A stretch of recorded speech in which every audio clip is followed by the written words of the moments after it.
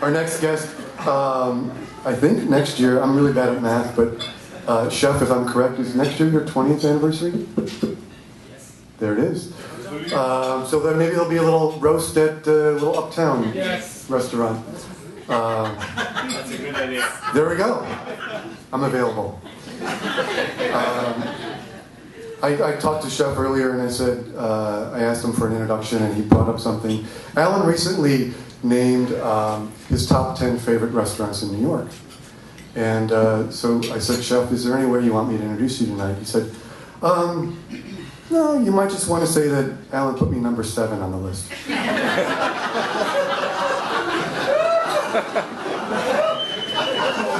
All I'm saying is you better be ready. Okay? So our next guest, as you don't know, is the we're gonna do a duo here, right? Oh yeah, I've brought my little.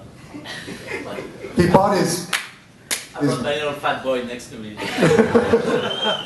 Without further ado, please welcome Daniel Boulud, and Daniel Jones is wine director. Let me bring the mic down.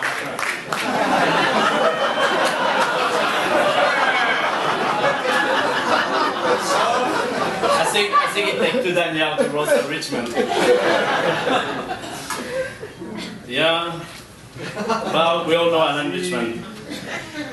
But I've been cooking longer than he has been writing about food. That's what makes me feel better already. Or at least cooking in New York City, even.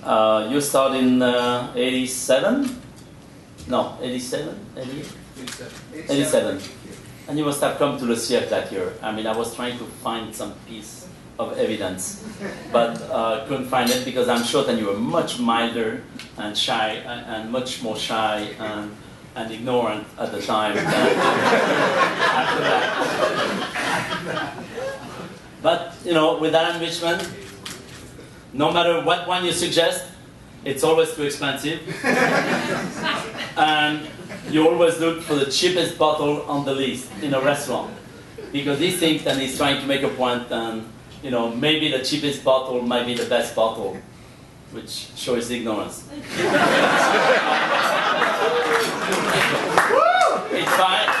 In fact, when it comes to wine, you're the world's biggest schnorrer.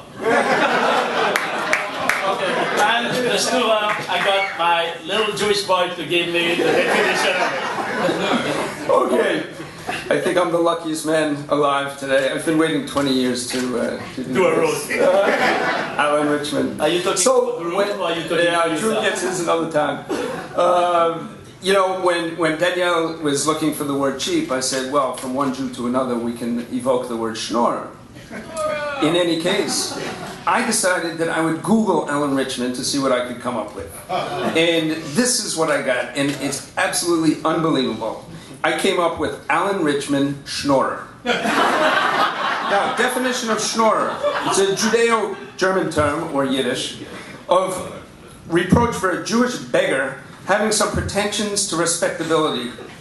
In contrast to the ordinary house-to-house beggar, the schnorrer, Alan Richman, assumes a gentlemanly appearance disguises his purpose, gives evasive reasons for asking assistance, and is not satisfied with small favors.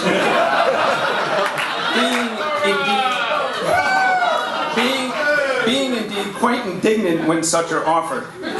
He usually travels from city to city and even into foreign countries, but he must not be confounded with the tramp, whose counterpart is not to be found in Jewish beggary. Literary schnorrer, Alan Richman, the author, Google it, you'll see. The author considers that the world owes him a living for his great work, for enlightening mankind, and who progresses the acceptance of his books on the rich in consideration for whatever sums they may be willing to contribute. Schnorrer.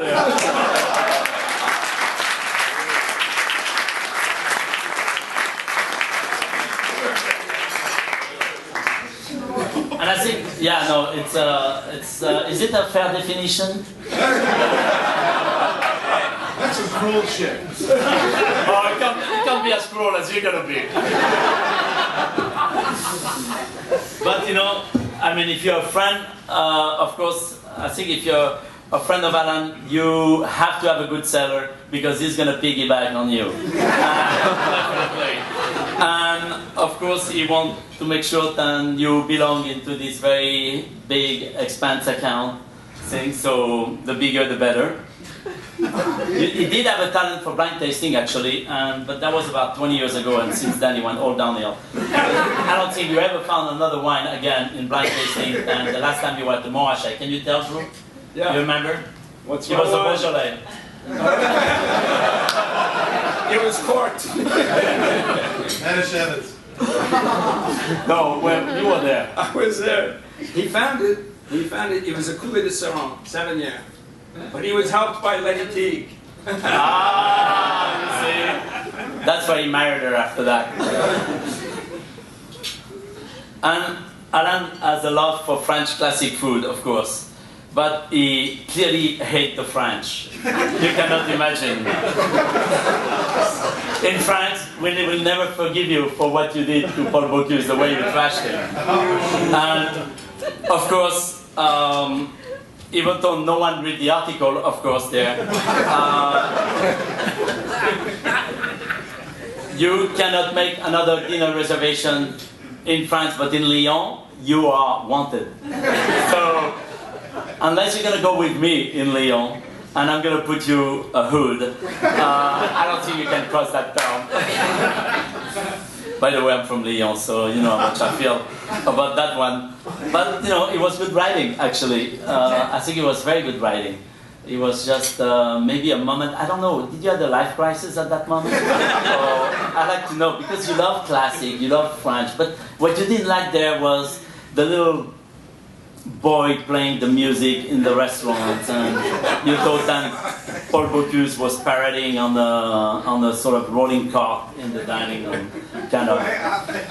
But I'll clear that up. yeah, no, I think I should take you back. Now that Paul Bocuse is 85 this year, I think I should take you back there and have a second opinion. I'll go anywhere with you. And of course, you have been writing as long as I've been cooking, that's for sure. But definitely, when you're gonna get really good at it.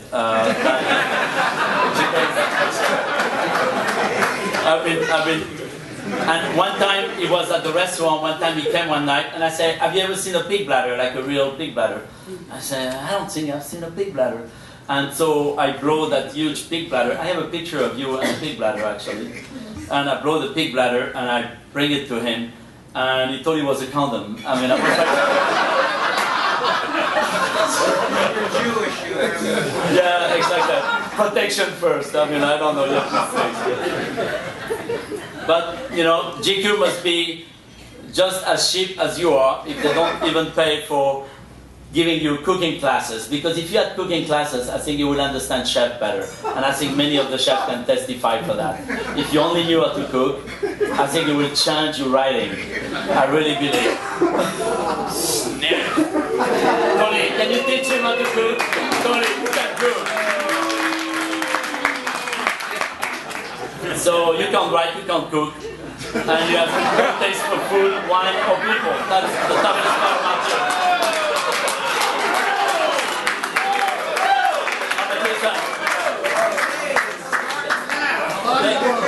The chicest people Alan brought to Danielle so far, were a football player and a waitress from M. Wells Diner in Long Island. That was the two people he brought there. The waitress, who happened to be French by the way, ran out of Danielle in tears, and the football player wanted to bring his own wine. But we love you, Alan. For the love of French ass you have. And for the love of French wine and French pig. Talking about pig, absolutely. I wanted to talk to you about my pork belly, because you have been criticizing me. I mean, I was reading the article you just did about the 10 best in New York. And And that was number 7, as I was introduced to be. I'm number 7. It's a lucky number, so at least I didn't feel like shit, you know. Number 4. I mean, if you had number 4, it's like for the Chinese, it's terrible. I mean, number 4 is what am I doing? Number 7 was okay, but I will promise. Then you know, if you stop whining, I will bring back the pork belly for sure. But only if in the next GQ top 10 list in New York, I am number 1. And listen, I want to tell you one thing, is that if Mr. Repair, or we call it Repair, huh? between chefs, if you can take Repair to Costco and ask him to cook a meal in your home and make him number 2, take me to Walmart, and I promise I'll be number 1.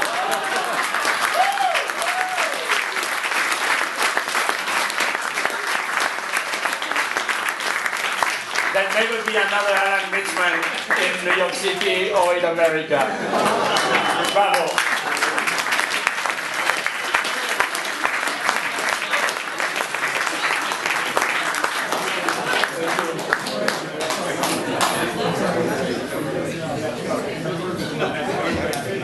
I think we finally got our first blows to the head.